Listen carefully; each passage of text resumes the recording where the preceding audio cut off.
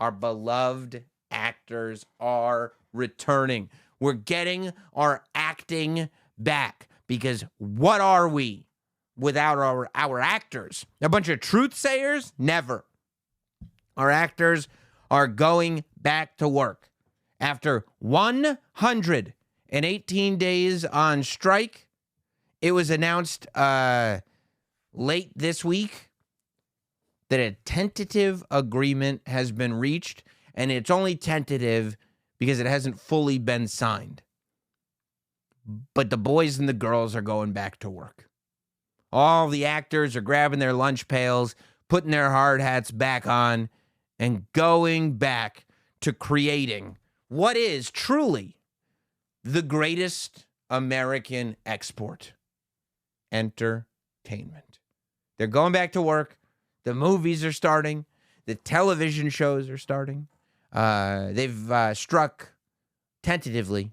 The board, I guess, or whoever it is, has to give their final signatures on it. But they will. They will. It's pretty much locked in. A 3-year deal that sends everybody back to work. It's a bummer, because I felt like the longer this went on, not only was it looking more and more likely like we get The Rock and John Cena ready for WrestleMania, but if they weren't making movies, we might get Batista too. It's not going to happen. It's not going to happen because the writers are now back to work and the actors are now back to work. It must have been kind of great for the writers, because it was almost like substitute teacher time, I would imagine, for quite a while. They were like, well, we're not on strike anymore, so there's no real pressure on us. But we don't have to go back to set. We can just write and pitch and write and pitch and sell. We don't actually have to worry about getting on set or writing the next thing, or there's no actors. There's nobody here to perform the lines that we're writing. And now they're back. Like I said, 118 days on strike. And, it was about AI. It was about residuals. I guess they got to the point where they realized that every so often we have to restructure because technology changes. And clearly we're at this point where technology is changing. We were just talking within the last couple weeks about the fact that streaming service prices are going up and physical media is disappearing. They literally had to restructure the deal because people got obsessed with physical media. During the DVD craze, everybody was like, well, I got to have this on DVD. I have to have a collection of 8,000 DVDs. I was part of that. Nobody's buying them anymore. Nobody can find them anymore. So now it's like we have the streaming services, but the streaming services are like, we don't know. Well, I guess now they probably have some ads, most of them. But at least in the beginning, there weren't ads on them. They're not like physical media. You're buying one movie. It's pretty easy to figure out. You get a percentage, X percent of every time this disc gets sold. You get a percentage of that. When it comes to the streaming services, they're like, what are we just going to keep paying royalties just because it exists on this server? The whole idea of the streaming service is that they have everything. And so I think they didn't really want to pay serious residuals as long as those things were going to just live on their servers. But if that's how people are consuming content, the people who make the content probably have to make some cash off of it. Like Spotify is paying per stream, right?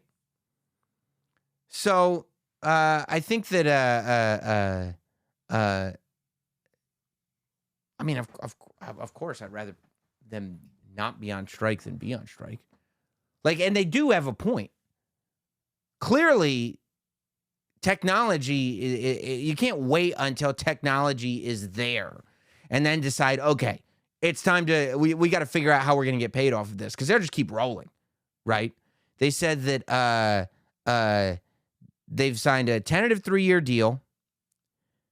They're getting consent and compensation for AI. I think that was part of it, right? Like, they panicked because they realized how quickly AI was going to be able to come in and just scoop everything up. And the studios are ready for it, right? They're always looking. I mean, look at, they're Jurassic Parking over here. How do we use the technology to help us? They're putting money into investing in new technologies that are going to allow them to do more cheaper and faster. but they're not sharing all that information. They don't benefit from sharing all that information. So now they've got consent and compensation for AI, because I think that they would have loved the opportunity to just use AI to create background actors, but then you're getting paid $50 to be a background actor for a day, and your face is just used forever. There would have been great documentaries about it if they actually pulled that off and they paid somebody $50 and you just ended up seeing them in movies for decades until eventually it became like a thing. Like you noticed them in every shot, and then you want to know what's the story behind this guy. But that's the way Hollywood's been forever. They're going to get away with whatever they can get away with. There are horror stories from, like, I think the woman who played the voice actress who did the original Snow White.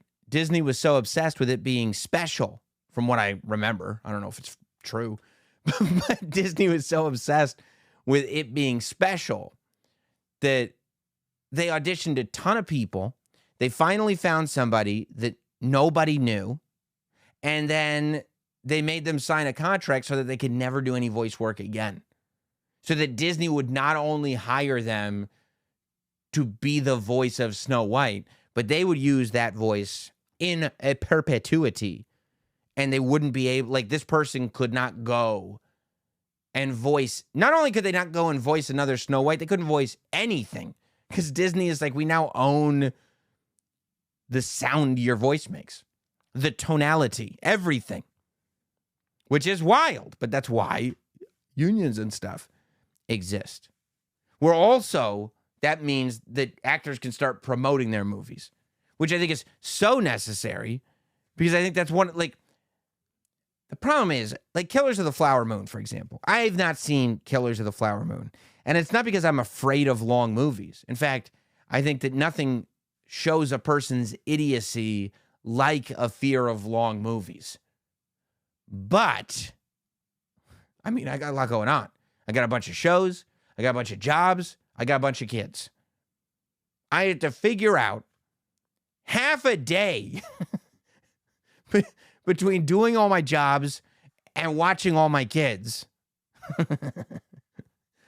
that I can sneak in and watch the latest from Scorsese. And so the fact that most of the press about this movie has been that it is long has been tough. And I think the reason that that's been what most of the press about this movie is because the actors haven't been around to promote it. You know, like, this movie has, like, one of the most incredible casts ever, right? It's got what's his name from Breaking Bad in it?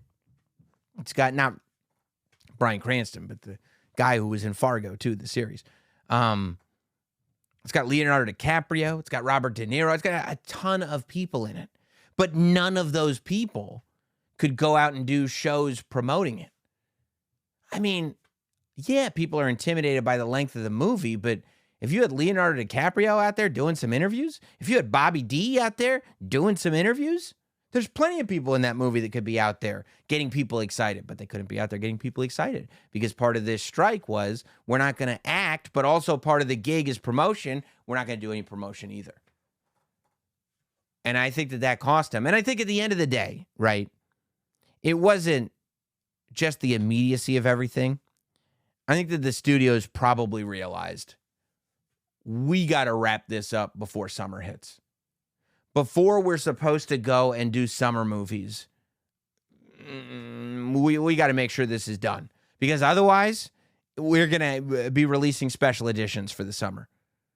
Or we better hope that Taylor Swift can put out about 9 more concert movies, because we're going to have nothing this summer. And that's probably part of what SAG AFTRA realized too, right? That they're like, look, they went on strike in July, right around the time that everybody was getting psyched for Barbie and Oppenheimer. So just as they're bringing back, like, if I'm not mistaken, they went on strike during the premiere of Oppenheimer. If I'm not mistaken, the stars were there to walk the red carpet. And Just as they announced it, they said, whoop, right now we're cutting off all these interviews. Sorry, can't do any interviews. We'll be here. We'll watch the movie, but that's it.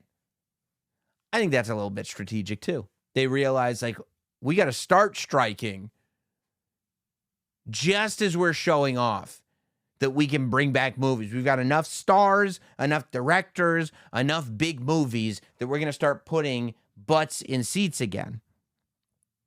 And then the strike ends, just as they've got to start filming summer movies.